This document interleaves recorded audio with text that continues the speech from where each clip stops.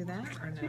Yeah. This is Donna, and we are live in Nashville at the CBA Unite conference. And I was thrilled when I found out LeeAnn was going to be here again. We, you might remember from last year, we got the Adventures of the Sea Kids, and it's where there's like a little hidden thing in the book. And let me just say, my entire family, even my mother, has had fun looking for all of those like hidden little treasures. So this is the most recent book here, Forever with Jesus, and LeeAnn's going to tell us a little bit about the book, and then she'll tell us a little bit about herself. So, of course, very colorful as usual. The kids love them. Yes. Yeah, this is our newest, and what happened was I was asking the Lord, tell me, what is the next book? What do you? Because I always want the Lord to be in control, not anything of me or what I would like to do. And I went into the next day into the college to teach, and one of my associates said, I have the greatest idea for the next book. And I said, oh, good, because I was just asking the Lord. Wow. And he says, you have to do a book on death. And when I first heard that, I was like, wow, death, that's so heavy, but it's so important. Wow. It's so important. So Forever with Jesus is a unique book. It's the 7th book, and it talks, the children go see the grandparents. And the grandparents have a birthday party for the 80th, for their grandmother, who's 80. And the next door neighbor passes away. And this gives the grandparents an opportunity to tell the children about death.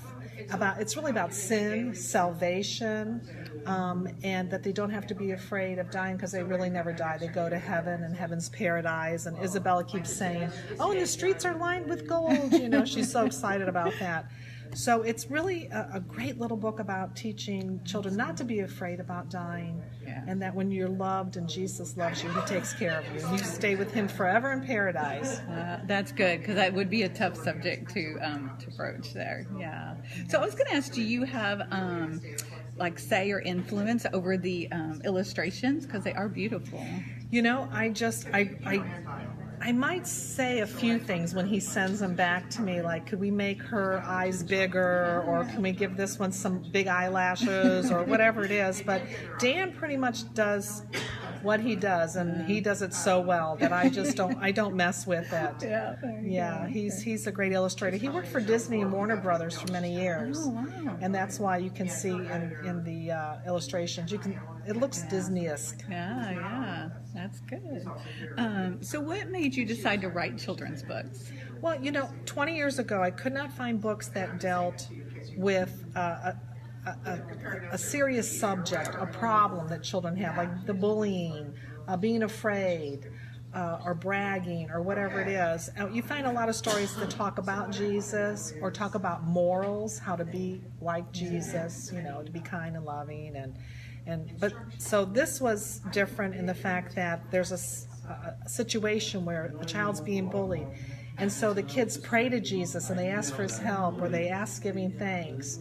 And so that's why I wrote these a long time ago. This is what this type of series, it's different from all the other series out there. And a lot of the teachers and the parents and the ministry leaders love these books because of that. They're different, they're unique.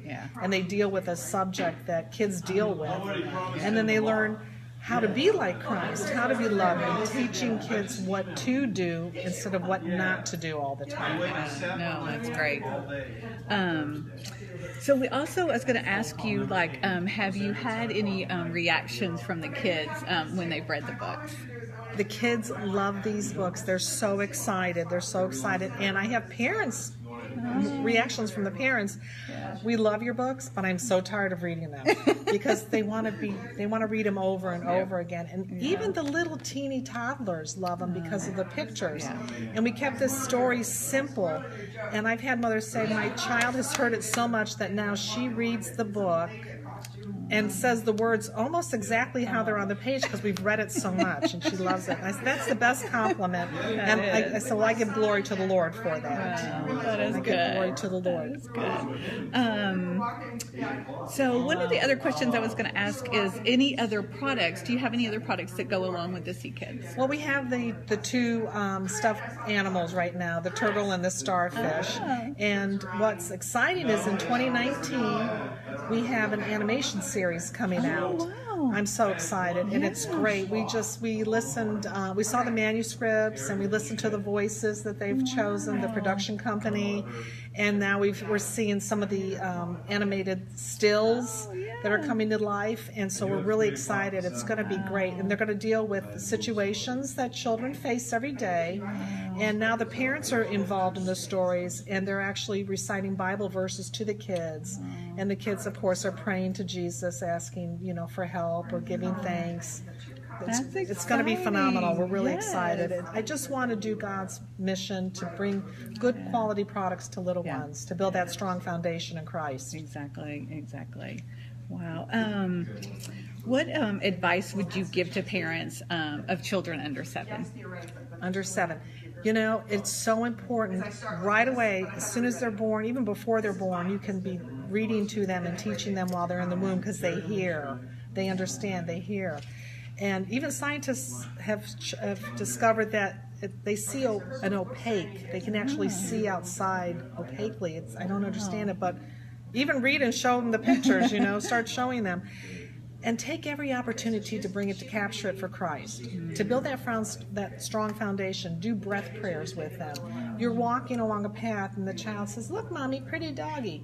Say, "Yes, isn't that beautiful? Jesus made that doggy. We got to give thanks to Jesus for that doggy." And when they're doing something, you're praising them. Bring Jesus into the conversation constantly. So when they say, "I love Mommy and Daddy," they always say, "I love Mommy, Daddy, and Jesus." Very good. One last question.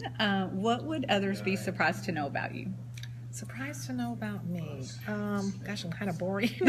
Other than teaching at the college and doing this, I'm trying to think. What would you be surprised to know about me? I have a guilty pleasure, and it's awful. I like to watch the Kardashians. I'm like, I don't know if it's a shock value, but every now and then if they're on, I don't watch them religiously, tape it and watch it, but every now and then if they're on, I kind of say, "Okay, let me watch this for a while." And I don't watch TV, so that might be the only shocking thing for me. That is surprising. All right. Well, thank you so much for being with us. And again, we'll show you the book. These are just absolutely fabulous. We have always loved them. And we will be back on the blog, and we'll share links to all the books. See you later. Thank you. Somebody just